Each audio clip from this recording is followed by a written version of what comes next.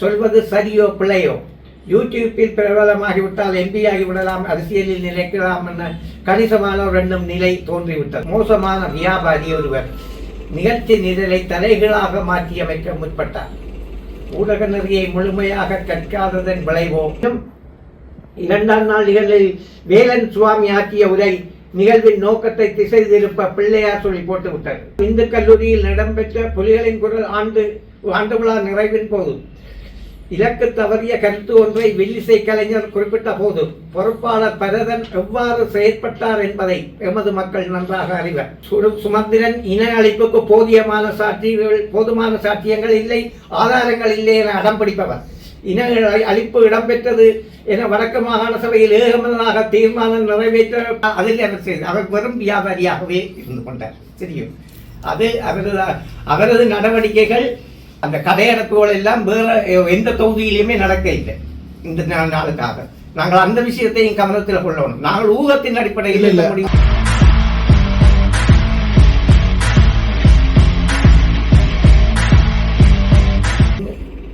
நான் முத்துக்குமார் மனோகர். சிங்களம் எதனை எதிர்பார்க்கிறதோ அதனை நிறைவேற்ற தெரிந்தோ தெரியாமலோ எமது மக்கள் கூட்டத்தினரில் சிலர் துணை போவது வருத்தமளிக்கும் விடயமாக உள்ளது. காணாமற் போனோரின் உறவுகள் சர்வதேச நீதி கேட்கும் சந்தர்ப்பத்திற்காக வலியோடு இத்தனை வருடம் காத்திருந்தனர். மக்கள் செயல் என்னும் இளையோர் அமைப்பினர் அணையா விளக்கு என்னும் பெயரில் தொடர்ச்சியாக 3 நாட்கள் போராட்டத்தை கனிய வைத்து ஐநா பிரதிநிதியிடம் 7 அம்சங்கள் உள்ள கோரிக்கையை கையளிக்க திட்டமிட்டனர். ஆனால் மதிவான அரசியலை முன்னெடுக்க முனையும் சில அரசியல்வாதிகளும் யார் எக்கடு கட்டால் என்ன பரபரப்பை உருவாக்க இலக்குகளை அள்ளி பணம் பண்ணுவதை இலக்காக கொண்ட சில ஊடகவியலாளர்களும் தலைகளாக நின்றதை காணும் போது இரத்த கண்ணீர் உடைக்கும் நிலை ஏற்பட்டது. தமிழரசு கட்சியின் பதில் தலைவராக காட்சியளிக்கும் CVK சிவஞானம் அவர்கள் தொடர்ச்சியாக 3வது நாளாக செம்மணி போராட்ட களத்துக்கு வந்திருந்தார். அவ்வளவுதான். கிளிநொச்சியிலிருந்து அன்றுதான் வந்த மோசமான வியாபாரி ஒருவர் நிகழ்ச்சி நிரலை தலைகளாக மாற்றியமைக்க முற்பட்டார். ஊடக நெறியை முழுமையாக கற்காததன் விளைவோ, தமிழரின் போராட்ட வரலாற்றை அதன் வலியை அனுபவபூர்வமாக உணராததன் தன்மையோ இந்த மோசமான வியாபாரி செய்த அட்டகாசத்தினை பரபரப்பாக்க முனைந்தனர். தொடர்ந்து கடற்தொழில் அமைச்சர் சந்திரசேகரன் வருகை தந்த போதும் சிலர் குழப்பம் விளைவிக்க முயன்றனர். பரபரப்பு தேடும் பலருக்கு இந்நிகழ்வும் உதவியது. என்ன செய்வது? சொல்வது சரியோ பிள்ளையோ, யூடியூப்பில் பிரபலமாகிவிட்டால் எம்பி ஆகிவிடலாம், அரசியலில் நிலைக்கலாம் என கணிசமானோர் என்னும் நிலை தோன்றிவிட்டது. இதற்கு சுமந்திரன் மீதான கடுப்பும் தமிழ் தேசியம் என்று பேசிக்கொண்டு தமிழ் பொது வேட்பாளருக்கு எதிரான கடுமையான நிலைப்பாட்டை எடுத்த அகில இலங்கை தமிழ் காங்கிரசும் தமிழர் நாயகத்தில் 1000 விகாரைகளை அமைக்க திட்டமிடும் கட்சியில் போட்டியிட்ட சந்திரகுமார் போன்றோர் மீதான எரிச்சலுமே காரணம். செம்மணியில் கடந்த புதன்கிழமை 25/6/2025 நடந்த நிகழ்வுகள் தான் இலக்குகளை திசை திருப்பும் விடயமல்ல. ஏற்கனவே தியாகி திலீபனின் நினைவு நாளை தமது அரசியல் எதிரிகளை சாடும் களமாக சட்டத்தரணி சுகாஸ் மாற்றியமைக்க முற்பட்டதும் பிழையான முன்னுதாரணமாகிவிட்டது. சுகாஸை நியாயப்படுத்த கட்சியினர் முனைந்தது தெரிந்து கொண்டே விட்ட தவறு. இது போன்ற நிகழ்வுகள் தான் டாக்டர் அர்ச்சனா போன்ற பரபரப்பு அரசியல்வாதிகள் உருவாக காரணம். அணையாத தீபம் ஏற்பாட்டர்கள் மிகவும் கடுமையாக உழைத்தனர். ஐநாவிடம் விடுக்கப்படும் வேண்டுகோள் முதலீட்டை சரியான முறையில் வடிவமைத்தனர். எனினும் 2ஆம் நாள் நிகழ்வில் வேலன் சுவாமி ஆற்றிய உரை நிகழ்வின் நோக்கத்தை திசை திருப்ப பிள்ளையார் சொல்லி போட்டுவிட்டது. அதனை சாட்டாக வைத்து எல்லா கோளாறுகளும் உருவாகிவிட்டன. யாழ்ப்பாணம் இந்து கல்லூரியில் இடம்பெற்ற புலிகளின் குரல் ஆண்டு விழா நிறைவின் போது இலக்கு தவறிய கருத்து ஒன்றை வில்லிசை கலைஞர் குறிப்பிட்ட போது பொறுப்பாளர் பரதன் எவ்வாறு செயற்பட்டார் என்பதை எமது மக்கள் நன்றாக அறிவர். இவ்வாறான வரலாறுகளை இன்று வாழ்ந்து கொண்டிருக்கும் மூத்த ஊடகவியலாளர்கள் இளைய தலைமுறையினரான இன்றைய யூடியூப்காரர்களுக்கு எடுத்துக்காட்ட வேண்டியது காலத்தின் கட்டாயம்.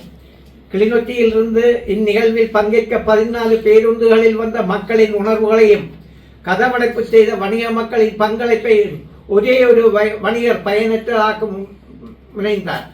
எதிர்காலத்தில் இவ்வாறான நிகழ்வுகளை ஏற்பாடு செய்வோர் உரையாற்றும் பிரமுகர்களிடம் நிகழ்வின் நோக்கத்தை திசை திருப்பும் வரையில் கருத்து தெரிவிக்கவோ செயற்படவோ வேண்டாம் என தெளிவாக எடுத்துரைக்க வேண்டும். இதேவேளை அரசியல் கட்சியினர் வடக்கு கிழக்கு எமது தாயகம் என்ற வகையில் கிழக்கு மக்களின் உணர்வுகளை புரிந்து கொள்ள முயற்சிக்க வேண்டும். வடக்கிலிருந்து உத்தரவிட்டால் கிழக்கில் நடைமுறைப்படுத்தியே ஆக வேண்டும் என்று திமிராக நடப்பதை விட்டு அந்த மக்களின் உணர்வுகளை விளங்கிக் கொள்ள முயற்சிக்க வேண்டும். உத்தரவுக்கு அந்த மண்ணில் வரவேற்பு கிடைக்காவிட்டால் தாறுமாறாக முடிவெடுக்க தயங்க மாட்டேன் என்று திமிராக செயற்படும் சுமந்திரனின் செயற்பாட்டுக்கு கடிவாளம் போட முனையாததை CVK மீது வடகிழக்கு மக்கள் சீற்றமடைய காரணம் என்ற உண்மையை அவர் புரிந்து கொள்ள முயற்சிக்க வேண்டும். கல்முனை பிரதேச செயலக விவகாரத்தில் சுமந்திரன் ஆடிய திருக்கூத்துகளால் தான் அடுத்து இடம்பெற்ற தேர்தலில் தமிழ் பிரதிநிதித்துவத்தை இழக்க நேர்ந்தது என்பதையும் சுட்டிக்காட்டுகிறோம். சுமந்திரன் இன அழிப்புக்கு போதுமான சாட்சியங்கள் இல்லை, ஆதாரங்கள் இல்லை என அடம் பிடிப்பவர். இன அழிப்பு இடம்பெற்றது என வடக்கு மாகாண சபையில் ஏகமனதாக தீர்மானம் நிறைவேற்றப்பட்டதை தொடர்ந்து தமது சிங்கள எசமானர்களை திருப்திப்படுத்த அவர் ஆடிய ஆட்டங்களை முதுமை காரணமாக CVK மறந்துவிட்டார் போல இருக்கிறது. அதனால் தான் மிக திமிருடன் மோசமான முடிவுகளை சுமந்திரன் எடுக்கிற போது மௌனமாக CVK அங்கீகரிக்கிறார் போல இருக்கிறது. உதாரணத்துக்கு காலதீவு பிரதேச சபையை சுட்டிக்காட்டலாம். முன்னாள் தலைவர் ஜெயசூரியலை ஏற்க முஸ்லிம் காங்கிரஸ் மறுக்கின்றனர் என்று சொல்வது ஏற்புடையது அல்ல. எங்களுடைய வீட்டுக்கு எமது உறவினர் வர வேண்டும் எனில் நாம் தான் முடிவெடுக்க வேண்டும். எங்கள் வீட்டு நாய்க்கு உங்களது மனதும் பிடிக்கவில்லை, எனவே வீட்டுக்கு வராதீர்கள் என்று சொல்ல முடியாது. நாயை வீட்டுக்கு பின்புறமாக கட்டி வைப்பதே முறை. கடிவாளத்தை கைவிட்டு சுமந்திரன் குதிரையை ஓடுவதை கட்டுப்படுத்த முயற்சிக்காவிட்டால் தமிழ் தேசியத்துக்காக கடந்த காலத்தில் CVK ஆற்றிய பங்களிப்பின் பெறுமதி அடியோடு அழிந்துவிடும். இனப்படுகொலைக்கு துணைவான சிறிது தியேட்டரில் கால் வைத்ததை CVK எந்த விதத்திலும் நியாயப்படுத்திவிட முடியாது. குறிப்பாக பொது வேட்பாளர் விடயத்தில் ஆதரவு வழங்கியோரை பழிவாங்கும் வெறியுடன் திமிராக செயற்படுவதை நிறுத்த வேண்டும். தவறுகளில் இருந்து பாடம் கற்க தவறுவோமாக இருந்தால் எதிர்கால சந்ததி சாபப்படும் நிலை ஏற்படலாம். யாழ்ப்பாணம் இந்து கல்வி குமாரசாமி மண்டபத்தில் புலிகளின் குரல் ஆண்டு விழா நடைபெற்றது. அப்பொழுது ஒரு வில்லிசை குழுவினர் ஒருவர் நிகழ்ச்சி ஒன்றை நடத்தி கொண்டிருந்தார். அவரது கருத்தில் இந்த பொருளாதார தடை என்பது முக்கியமான விடயமாக இருந்தது. ஒவ்வொன்றாக சொல்லிக் கொண்டு வரும்போது அவர் சொல்லிய சில வார்த்தைகள் அதிபர் பிரேமதாசாவை கொச்சைப்படுத்துவதாக இருந்தது. அவரது பிறப்பை கொச்சைப்படுத்துவதாக அமைந்தது. அது அவர் எங்களுக்கு எதிரியாக இருக்கலாம், ஆனால் எதற்கும் ஒரு வரைமுறை இருக்கிறது.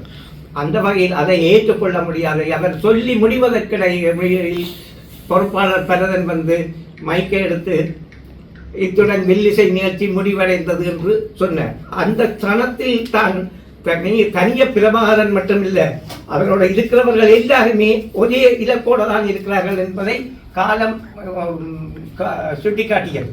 சரி, இன்றைய நிகழ்ச்சி ஏற்பாட்டாளர்கள் இந்த கட்டுப்பாடுகளை கவனத்தில் கொள்ள வேண்டும், இலக்கு தவறக்கூடாது என்பது எங்களுடைய எதிர்பார்ப்பு.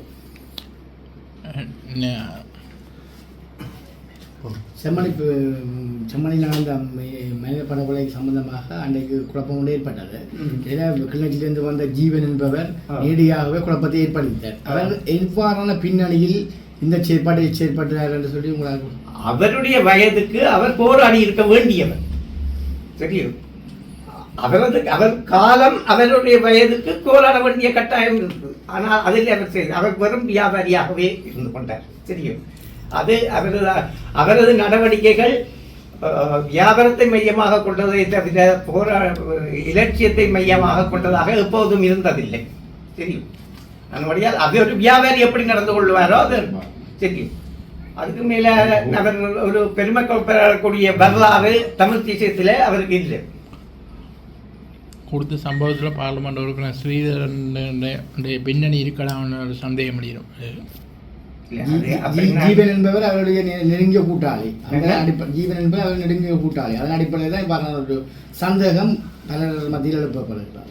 நான் அப்படி கருதவில்லை. அப்படி இருந்தால் இவ்வளவு 14 பஸ்கள் எல்லாம் ஒழுங்கு பண்ணி எங்கே அனுப்பி இருக்க மாட்டார் என்று தான் நினைக்கிறேன்.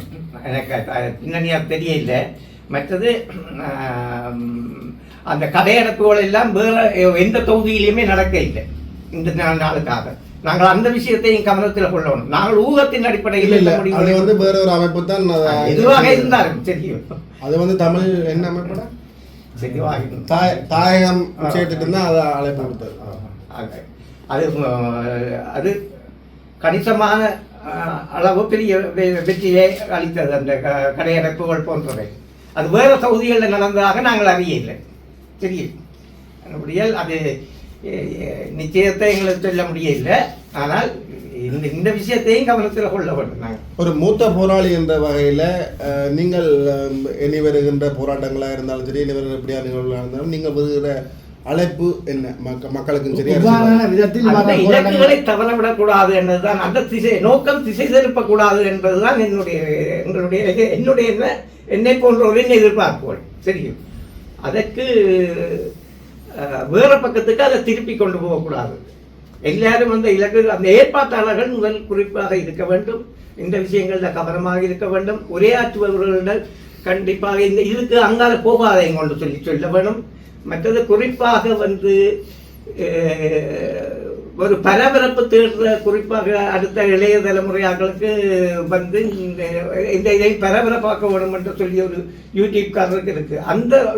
அந்த ரூட்டுக்கு போக விடாமல் அந்த நிகழ்ச்சியின் எந்த இலக்கை தவற விடாமல் கொண்டு போகணும் என்றுதான் எதிர்பார்ப்போம்.